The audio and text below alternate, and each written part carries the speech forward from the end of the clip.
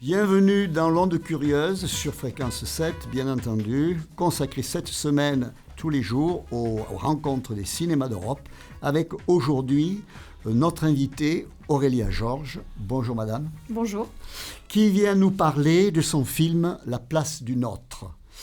Alors, ce film est une adaptation très libre d'un roman anglais du 19e siècle, écrit par Wilkie Collins, grand ami de Dickens, dont le thème central est celui de l'usurpation d'identité. Une jeune femme d'un milieu plus que modeste est amenée à usurper l'identité d'une autre femme pour s'assurer une place au soleil. Vous reprenez ici ce thème avec beaucoup d'originalité. Il me semble que vous avez fait le pari de l'équilibre et de la mesure, peut-être pour éviter les dérives faciles et surtout le pathos. Quelle était votre intention avec cette approche ? Oui, j'espère que j'ai évité les dérives faciles. Oui, personne ne veut faire de choses. Parce que vous pensiez quoi que ça pouvait... Je pensais qu'il y avait toujours une possibilité de basculer dans le spectaculaire. Oui, d'accord. Je pense par exemple, je ne vais pas rien dévoiler, mais à l'eau chaude par exemple. On se dit, vous voyez ce que je veux dire. Voilà, c'est ça qui m'intéresse. Oui. Alors, moi je suis allée au maximum de mon propre spectaculaire. Pour ma part, c'est mon film le plus spectaculaire. Non, je comprends ce que vous voulez dire. C'est-à-dire que c'est vrai que j'aime bien les films qui ont aussi une certaine sobriété. Maintenant, moi, j'adore Hitchcock. Est-ce que Hitchcock est un cinéaste sobre ? J'en sais rien. Peut-être qu'il l'est par rapport aux films de genre d'aujourd'hui, aux thrillers ou aux policiers ou aux polars d'aujourd'hui. C'est vrai que c'est un film qui, comme ça, emprunte un peu à d'autres genres, qui emprunte... au thriller, sans en être un, qui emprunte presque aussi au fantastique quelques plans, quelques ambiances, sans être un film fantastique du tout, et qui est essentiellement un film sur des personnages féminins et sur des relations humaines, donc un film qui parle de sentiments, en fait, de sentiments qui nous lient ou qui nous opposent. Voilà. Oui, bien sûr. Oui, J'étais frappé un petit peu dans le film, pour reprendre un petit peu ce que dit René, justement par cette justesse et puis par vraiment j'ai envie de dire une volonté de noblesse dans les images. On sent que la photographie, alors là vraiment c'est quelque chose que j'ai trouvé absolument superbe dans ce film. Il y a quelques flous, pouvez nous en dire un petit peu plus là-dessus ? C'est vrai que l'image m'intéressait et j'ai travaillé avec un chef opérateur un peu plus jeune que moi qui s'appelle Jacques Giraud, qui a fait un autre très beau film qui est dans les tuyaux en ce moment, peut-être même ici, qui est, dont le titre m'échappe, mais que je vais vous redire juste après, le film de Samuel Théis. Et c'est quelqu'un avec qui, comme ça, on a beaucoup échangé, on a regardé des tableaux, on a pensé au cadre, enfin moi j'étais très intéressée par ça, les couleurs aussi, le rapport à l'ombre et à la lumière. Il y a beaucoup de zones d'ombre dans le film qui doivent nous inquiéter aussi. Et donc ça, c'était toutes ces questions qu'on s'est posées avec Jacques, le chef opérateur. Et les couleurs incombent aussi à la déco et au costume. Donc tout ça est évidemment un travail de collaboration. Et c'est vrai que ça m'intéresse que vous disiez le mot noblesse, parce que moi, j'ai voulu que les personnages soient nobles, enfin, qu'ils aient une noblesse intérieure. Donc, je trouve ça assez intéressant que ça ressorte en ces termes-là sur les images, quoi. Et peut-être aussi que c'est l'impression que vous avez eue, parce que c'est un film qui n'est pas caméra à l'épaule. Beaucoup de films aujourd'hui se font à l'épaule, dans des mouvements, etc. Et moi, j'aime bien les caméras plus posées. Alors, ça donne une structure à l'image, oui, au plan. Bien sûr. Peut-être c'est ça qui fait cet effet. Ah ouais. Alors, tout à l'heure, je parlais de mesure et d'équilibre, et c'est tout particulièrement le cas en ce qui concerne les questions morales. Les personnages sont confrontés à des choix, ils adoptent des attitudes, portent des jugements qui nous éclairent sur leurs préjugés. Et je pense bien sûr au personnage incarné par Sabine Azema. Ce personnage a une haute idée de son rang, et peut-être un certain mépris de classe, mais elle se montre capable de dépasser cela. Êtes-vous d'accord ? Oui, bien sûr. C'est l'histoire d'un trajet pour chacun des trois personnages féminins notamment, aussi pour le personnage masculin principal. Et le personnage de Sabine Azema, c'est vrai, c'est une grande bourgeoise bien établie, très établie, qui connaît le pouvoir qu'a sa classe sociale. Et c'est quand même quelqu'un malgré ses principes, qui arrive à dépasser quelque chose, qui arrive à Oui, tout à fait. accomplir un trajet. On y reviendra, mais ça me paraît essentiel dans le film, ça. Oui, je reviens en fait un instant sur les décors. Maintenant, on a énormément de films qui subissent un traitement numérique. Là, je pense qu'il y a beaucoup de décors naturels. Quelle est un petit peu la part du numérique? Est-ce qu'il y a des choses qui ont été rebricolées ou vous n'êtes pas obligé de tout dévoiler, mais Moi, est-ce qu'il j'aime y a une petite part de numérique dedans? Oui, il y a une ou petite part de vraiment... numérique. On ne peut pas s'en passer, en fait. C'est ce Ouais. dont on s'est aperçu. Le décor est naturel. On a fait beaucoup de recherches de rues, en cherchant des rues qui pouvaient encore être 1914. On peut aussi dévisser des choses. On peut dévisser des poubelles. On enlève les véhicules d'aujourd'hui, bien sûr. On enlève beaucoup de signes, mais on ne peut pas tout enlever.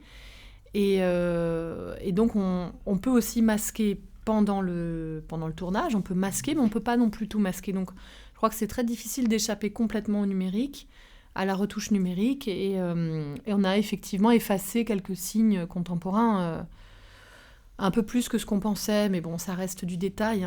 Ça reste du Il détail. n'y a pas de scènes qui ont été... le fond de l'image n'a... ça part toujours d'un décor naturel. Il n'y a pas vraiment de fonds qui ont été créés Non, en numérique. pas du tout. Pas de fond D'accord. vert, pas de fond créé en C'est numérique. juste pour corriger un peu... C'est corriger, c'est un les élément aberrations urbain. d'aujourd'hui. Voilà, un élément urbain, quelque chose qu'on n'a pas pu décrocher ou qui... Voilà, mais c'est toujours des détails dans l'image. Je pense que une bonne moitié des spectateurs ne les verraient qu'à peine, même ces détails, si on les avait pas enlevés. Maintenant, on les enlève quand même parce que il faut essayer d'être quand même logique. Je reviens au sentiment, c'est un film sur les sentiments, c'est un film sur le pouvoir de l'amour, je dirais, dans une large mesure. Et même, à la limite, on peut presque dire que dans ce film, on a le sentiment parfois que l'amour rend aveugle, justement. On va vous passer un extrait, vous pourrez commenter. Venez près de moi. Votre mère ne vous a jamais transmis de bijoux? Ma mère n'avait aucun bijou. Oh, je sais que certains protestants refusent les bijoux. C'est leur donner trop d'importance. Je la tiens de ma mère. Comme ça, je resterai toujours près de vous. Est-ce que vous m'aimeriez si j'étais fille de lingère? C'est parce que vous avez beaucoup d'imagination que vous êtes une si précieuse lectrice. Voilà. C'est un petit extrait qu'on peut retrouver sur effectivement en présentation. Mais la première chose, en fait, il parle justement tu parlais tout à l'heure de cette personne qui est bourgeoise, mais qui sait garder un esprit un peu, je dirais pas un esprit rebelle, mais qui, voilà, elle n'est pas catholique, elle est protestante, donc déjà, peut-être que sur certaines conventions, elle est capable d'aller au-dessus. Oui, ça me fait aussi plaisir que vous disiez ça. C'est vrai que moi, ce que j'avais envie de montrer des protestants, c'était l'importance de la parole donnée, de l'engagement par la parole. On dit quelque chose, on le fait ou on l'est. Et aussi l'idée de la discussion, de l'échange et de presque, j'allais dire de l'ajout verbal, pas tout à fait, mais du fait qu'on puisse discuter une idée, que ce soit, c'est le protestantisme libéral qui existait aussi à l'époque. Et je pense qu'effectivement, le personnage de cette grande bourgeoise est empreint de ça. Bon, peut-être aussi que les protestants ayant été persécutés, ils ont peut-être aussi une certaine distance à certaines choses. Et c'est vrai que c'est quelqu'un qui est complètement aveuglé par ses sentiments et par ses croyances, oui, et qui va arriver à dépasser la déception que ça peut entraîner, quoi. En même temps... Là, elle ne s'aperçoit pas. Non. Elle est un peu aveugle. Là. Elle est un peu... Elle est sous le charme. Oui, c'est ça. On ne voit que ce qu'on veut bien voir, et c'est facile après coup de dire, mais bien sûr, j'aurais dû le voir, j'aurais dû m'en rendre compte. Ça nous arrive aussi. Elle le dit à un moment. Oui, elle le dit à la fin.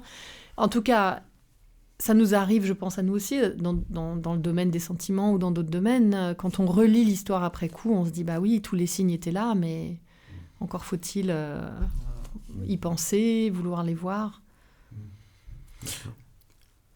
On parlait justement qu'il y avait, au niveau des décors, il y a la Suisse, et la Suisse, en fait, a été une terre d'accueil pour les protestants en France. Donc, il n'est pas très étonnant qu'en fait, que beaucoup de personnes qui vivaient en Suisse, en fait, aient pris cette religion protestante, quoi. En même temps, en même temps, c'est idiot que je dise ça. Cette jeune fille, elle vient d'un milieu catholique. Elle est en plus, à un moment, elle le fait volontiers. Bon, en même temps, elle n'a peut-être pas trop le choix parce que les conditions font qu'elle est dans une condition assez misérable. Elle retrouve un peu des personnes à l'époque entre guillemets, du secours catholique qui... pas le secours catholique, de la Croix-Rouge, voilà, de la Croix-Rouge, où voilà, elle a envie quand même d'aider son prochain, quoi. Oui. La Croix-Rouge a été... Le principe de la Croix-Rouge, j'ai découvert, avait été inventé par un protestant suisse. Du Nord. Voilà, mais bon, ça c'est tout à fait secondaire pour l'histoire. C'est simplement que la Croix-Rouge était active au moment de la guerre, et entre autres, et embauchait et recrutait des bras. Mais elle n'a pas tellement le choix. Hein. Elle n'a pas le choix, non, mais en plus, moi je pense qu'elle répond au présent à l'invitation de la Croix-Rouge qui l'invite à être brancardière, infirmière auxiliaire, parce que c'est simplement des gens qui lui donnent une place. C'est simplement, on lui donne une place dans la société, même si c'est au front, et un travail, enfin... Ils font l'intégration. Voilà, et finalement, on voit qu'elle s'acquitte de cette tâche avec énormément d'assiduité. Elle est complètement dedans. Même. Oui, elle est complètement dedans. Et elle ne s'en va que par à nouveau d'autres circonstances qui la poussent dehors, mais c'est quelqu'un qui cherche une place... Voilà, une place, c'est une place qu'elle mérite. Il se trouve qu'elle la mérite à chaque fois, la place où elle est, mais qu'elle en est éjectée. Ouais. Alors, le rapport entre Madame de Longueville et Nelly, justement, c'est une relation mère-fille. Mais ce qui est intéressant, ce n'est peut-être pas celle qu'on croit qui prend le dessus dans cette relation. Et ça, je trouve ça très intéressant au point de vue de la, je sais pas, de l'intrigue, finalement. Parce que, vous êtes d'accord, c'est pas Madame de Longueville qui prend le dessus. Non, enfin, c'est tout un jeu, quoi, entre les deux. Hein. Il y a des allers-retours, des allées et venues, et d'ailleurs, même le dernier plan, donc on ne peut pas révéler, mais peut être lu de manière... avec des nuances, quoi. Il y a des nuances, parfois, que chaque spectateur projette selon sa propre sensibilité aussi. Je trouve que Madame de Longueville peut aussi être vue comme une personne qui a du pouvoir et qui en use. Oui. Maintenant, après, est-ce que le pouvoir le plus fort, c'est pas celui des sentiments, justement, enfin, auquel cas Nelly est gagnante, si je puis dire, enfin. Il y a ça, et puis aussi Nelly, c'est quelqu'un qui a l'habitude de se battre pour survivre, et elle a une stratégie de défense qui est très au point et qui passe par le mutisme souvent. Elle dit très peu de choses. Oui. Ça, c'est vrai que pour ça aussi, Lina Coudry, qui incarne Nelly, est très forte parce qu'elle, même quand elle est muette, voilà, on peut projeter aussi beaucoup de choses, on peut s'imaginer tout ce qu'elle a derrière la tête, et même quand elle est impassible, finalement. Tout à fait. Un mot sur cette actrice. J'ai appris qu'elle allait jouer dans une adaptation des Trois Mousquetaires. J'attends ça avec une certaine impatience. Je reviens sur le rôle de Nelly. Nelly, elle va accéder un petit peu à un rang un petit peu supérieur au sien, mais elle sait garder une parole envers les personnes qui étaient comme elle. Parce que je me rappelle de la scène où il y a une servante qui est chassée parce que elle a fait rentrer son galant dans la chambre et il s'est passé ce qui s'est passé. Elle lui remet une adresse pour pas qu'elle parte, quoi. Pour pas qu'elle soit à la rue, oui. Voilà. Ouais. Et oui, c'est quelqu'un qui sait très bien, qui connaît très bien la situation d'être mise à la porte, de ne pas savoir où aller, et qui connaît les foyers féminins, les foyers pour femmes, qui étaient des lieux où on sauvait les filles de la rue, ou alors où on les accueillait après la prison. Et puis, au regard de la bonne société, quand on était passé par la case foyer, c'est qu'on était une fille perdue. Mais quand même, ils avaient évidemment le bon goût d'exister, et Nelly en sait quelque chose. Alors elle tient absolument à tendre cette main-là à cette jeune femme, cette jeune domestique qui est renvoyée. Alors, j'aimerais maintenant qu'on aborde la question du livre. Le livre, en général, a une grande place dans ce film. Il y a de nombreux plans sur des livres, des plans sur les rayons de la bibliothèque de Madame Longueville. Et par exemple, à un moment, elle lit un épisode des Misérables. Quel est pour vous le rôle des livres dans ce film ? Je tenais beaucoup à ce que l'objet livre apparaisse à l'écran et soit tangible, soit visible, soit d'une certaine façon magnifié, enfin qu'il ait une force dans le film, parce que le personnage principal tire son salut des livres, son salut pratique, puisqu'elle sait lire et que ça lui procure un travail, une place, elle peut devenir lectrice grâce au fait qu'elle sait lire, mais ça lui procure aussi un salut presque spirituel, enfin c'est presque une manière d'être réconciliée avec un monde très dur, c'est d'avoir accès aux livres, d'avoir accès à l'ailleurs, au savoir, enfin les livres ouvrent le voyage, ouvrent la pensée, et un livre en particulier comme Les Misérables pouvait être très consolateur, j'imagine, pour quelqu'un qui était au fond du désespoir, puisque c'est vraiment l'histoire de personnages qui sont au fond du fond du fond. Enfin, Jean Valjean ou Cosette, on ne peut pas être plus désespéré qu'eux, et pourtant ils se rencontrent l'un l'autre, c'est aussi un amour filial, et ils s'en sortent finalement. Et n'oublions pas, qui aide à l'identification avec Jean Valjean pour Nelly, c'est que Jean Valjean, c'est aussi quelqu'un qui usurpe une identité. Oui, c'est aussi un maire de la commune. Oui, c'est aussi un transformiste, oui. Il change de nom, il change de fonction. C'est probablement la raison pourquoi elle se met à pleurer quand elle lit ce passage. Alors, moi, j'ai choisi Les Misérables surtout parce que c'est un roman que j'adore et que c'était un roman populaire que beaucoup de gens avaient lu. Bon, après, ça me plaisait aussi que ce roman-là raconte ça. Pour tout ce qu'on vient de dire, en plus. Voilà. Et alors, elle se met à pleurer. Moi, c'est bien si ça arrive comme ça. Moi, ce que je voulais raconter dans cette scène, c'est qu'elle pleurait, en fait, pas du tout pour le livre, indirectement sur le livre. Elle pleurait sur le sort de la vraie Rose, mais c'était assez compliqué à produire comme effet, ouais. Mais elle se met à pleurer en lisant un passage qui n'est pas spécialement émouvant en lui-même. Oui, bien sûr. Il y a très certainement le fait que le seul livre, peut-être qu'on lui avait offert étant plus jeune, c'était également le livre des Misérables, et qu'elle gardait son exemplaire, elle le garde. Voilà, de manière comme un talisman. Précieuse, quoi. Ça renvoie à son passé en même temps. Comme un talisman, c'est son héritage. D'accord. Alors, au centre du film, il y a 3 femmes, alors que les hommes sont, disons, en retrait, ont des rôles secondaires. Au retour d'une cérémonie religieuse au temple, Madame de Longueville explique à Nelly qu'elle ne prend pas son neveu pasteur très au sérieux. Or, c'est le seul qui pèse un peu dans ce film, parmi les hommes. Donc, c'est un film, vraiment un film de femmes. J'ai même presque envie de dire que c'est un film délibérément féministe. Est-ce que vous accepteriez ça ? Oui, enfin, il est féministe parce qu'il suit des personnages féminins qui s'affrontent par moments, mais qui sont aussi en solidarité et qui sont des femmes qui existent sans les hommes.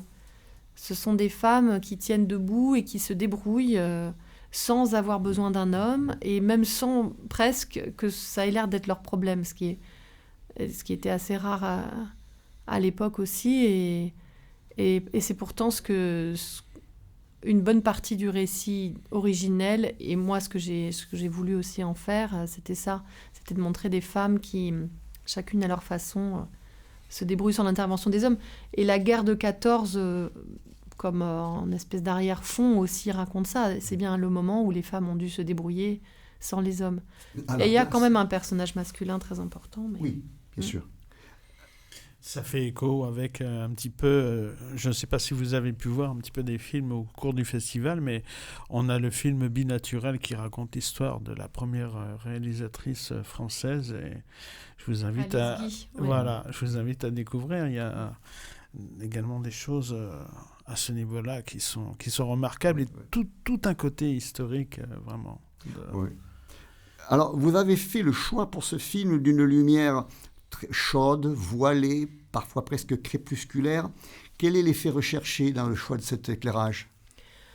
Disons que moi, il y a beaucoup de questions sur comment les maisons étaient éclairées à l'époque. Alors, dans les maisons populaires, l'électricité n'avait pas encore été installée. Dans les maisons bourgeoises, elle commençait à l'être. Alors, on a opté pour l'idée que cette maison bourgeoise de Nancy, l'électricité y régnait au rez-de-chaussée, mais pas aux étages. Donc, c'est un mélange comme ça de lumière à la lampe à huile et à l'électricité. Et donc, ça donne des lumières très chaudes, en effet.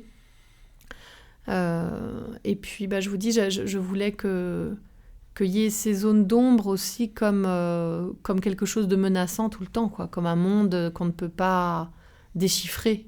Oui, mais justement, ces zones d'ombre, est-ce que ce n'est pas la présence discrète mais bien réelle de la guerre ? Moi, je dirais que c'est presque... Pour moi je cherchais peut-être aussi la guerre intérieure, c'est-à-dire l'ennemi intérieur de Nelly, enfin le fait qu'elle ne soit jamais en sécurité nulle part, même quand elle a réussi son j'allais dire son coup, c'est pas un coup, mais enfin elle réussit son entreprise et il reste une inquiétude incompressible en fait. On voit quand même qu'elle se fond quand même dans son nouveau personnage, puisqu'on s'aperçoit qu'elle est capable d'aller donner des cours, des leçons à un jeune et qu'elle simule justement qu'elle se serait fait attaquer par, entre guillemets, cette personne qu'elle remplace au cours du film, quoi. Et la première chose qui lui vient à l'idée, c'est très certainement un déni, puisque pour elle, dans sa tête, elle est maintenant dans un autre monde. Elle peut pas revenir en arrière. Moi, je pense qu'on peut toujours, mais elle fait le choix sciemment, à un moment donné, de défendre sa place au détriment de l'autre, alors qu'auparavant, elle le faisait de bonne foi, si je puis dire, et... c'est quelqu'un pour moi au début qui ne simule pas, je ne pense même pas tellement qu'elle joue un rôle, elle est finalement à sa vraie place. C'est quelqu'un qui explique qu'elle a connu l'éducation, elle peut donc avoir cet emploi-là, lectrice chez une grande bourgeoise, malgré ses origines très populaires. Et donc pour moi, c'est une menteuse sincère, elle est finalement à sa place. Sauf que la société en a décidé autrement. Ouais. Alors, j'aimerais vous entendre sur certaines scènes du film, ou plutôt séquences, qui me paraissent très importantes, qui m'ont beaucoup impressionné. Celle vers la fin où Nelly, elle fait la lecture d'un passage des Misérables. Elle est très émue, elle se met à pleurer. Madame de Longueville la presse de se confier. On sent qu'elle va le faire. Nouvelle scène, on ferme les volets, on se dit ça y est, elle va lui faire une confidence. Et puis là, non, pas du tout. On passe à autre chose. J'ai beaucoup aimé le dynamisme de le montage, finalement. Le montage, oui. C'est vrai que le montage, on a cherché à être en effet assez dynamique, à toujours avancer.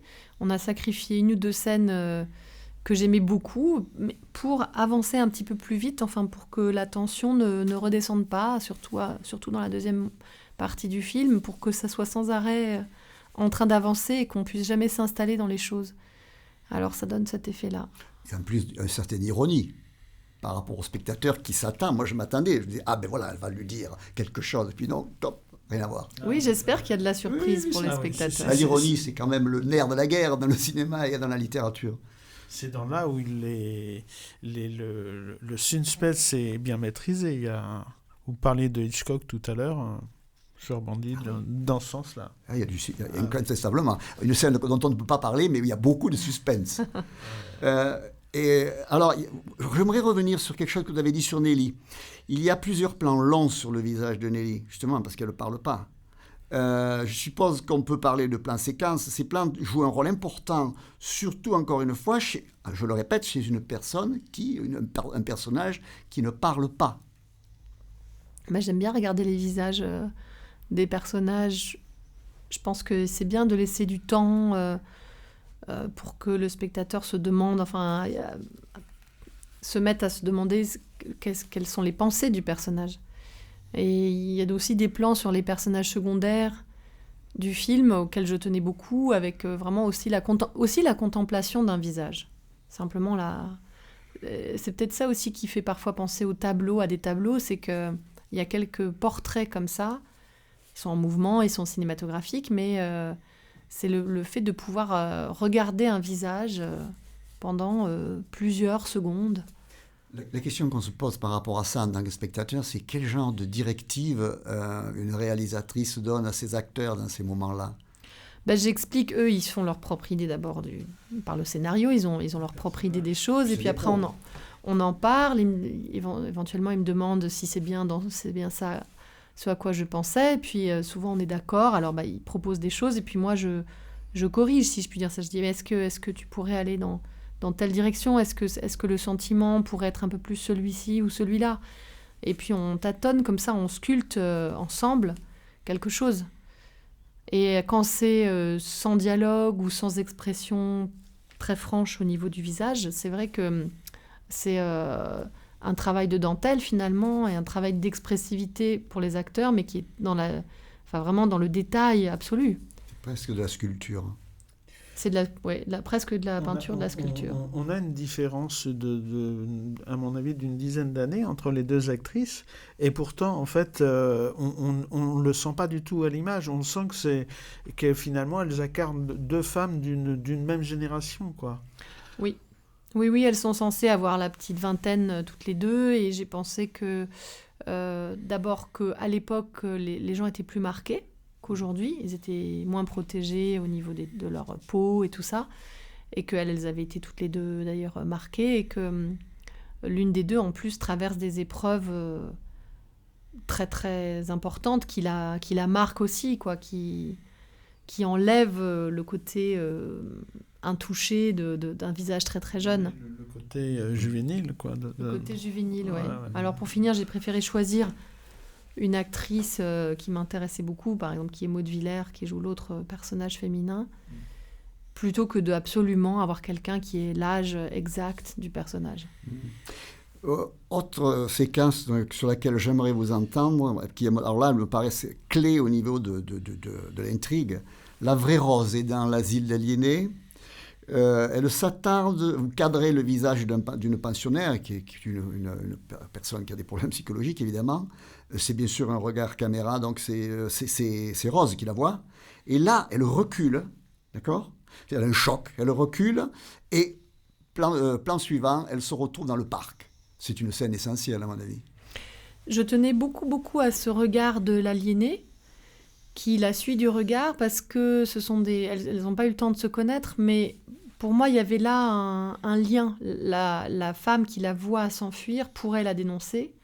Or, elle se contente de la regarder avec un sourire assez indéterminé, dans lequel on peut lire soit l'absence, quelqu'un qui est passé de l'autre côté, qui donc voit une congénère s'enfuir sans réagir, soit une connivence, à savoir, vas-y toi tu peux te sauver, alors vas-y fais-le, moi je peux pas, mais toi tu peux, je ne dirai rien, je ne te dénoncerai pas, puisqu'elles sont en présence des infirmiers, donc il suffirait que cet aliéné crie pour que Rose soit rattrapée.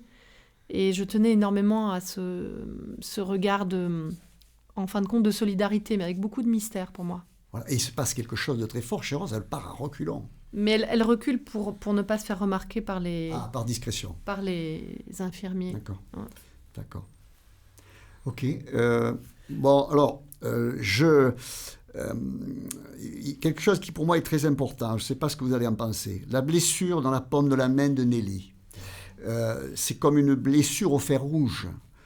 Marquer quelqu'un au fer rouge, dans l'Ancien Régime, c'était une marque d'infamie. Est-ce que ce n'est pas un peu ça ici? Est-ce que ce n'est pas un stigmate de sa condition sociale? Autrement dit, ce personnage vit sa condition sociale dans sa chair. J'avais vu autre chose. Alors, c'est un stigmate, c'est marqué au fer rouge et c'est un stigmate pour moi, mais c'est plus un stigmate de sa faute. Peut-être que vous l'avez vu comme ça. C'est un stigmate de sa faute. Ah, oui, d'accord. On nous fait signe que le temps nous laisse tomber. Il y aurait tant d'autres choses à vous demander. Ouais. Moi, je reviendrai juste quelque chose. Tout à l'heure, on a parlé de l'actrice qui incarne Rose Juillet. Vous avez une part aussi au niveau du cinéma indépendant. Et cette personne, en fait, vient plus du cinéma indépendant, je pense. Voilà. Je ne sais pas si vous avez pu voir d'autres films dans le festival. Voilà. Est-ce que pour vous, alors là c'est plus une question d'ordre général, c'est important qu'il y ait des rencontres, des festivals et des salles qui ne soient pas que des grosses machines et puis classifiées art et essai avec des films indépendants qui puissent être diffusés. On est en direct. Ah bah évidemment, moi je viens du cinéma indépendant, j'y suis encore et évidemment que les salles en France qui projettent des films indépendants, art et essai, c'est très très large, mais disons du cinéma indépendant, bah, c'est essentiel, bien sûr. Est-ce qu'il faudra un statut supplémentaire ou vraiment une attention plus particulière pour les films indépendants? Il y en a il y a une classification recherche qui est plus fine que art et essai. Il y a déjà beaucoup de... Oui, on peut affiner, on peut toujours affiner. On est désolé, on est très coincé par le temps. L'heure, c'est l'heure. On aurait bien d'autres choses à vous demander. Ouais, il est 17h30, c'est terminé. Demain, donc à partir de midi, on aura en fait un entretien en fait avec Ève Deboise pour son film Petite leçon d'amour. Voilà, donc c'est la dernière que nous avons en direct. Voilà. Et bien sûr, vous devez aller voir ce beau film d'Aurélia Georges aujourd'hui même à 20h. Et à l'issue du film, elle répondra à vos questions. À 20h au cinéma Le Navire, bien sûr. Merci. Merci voilà. beaucoup.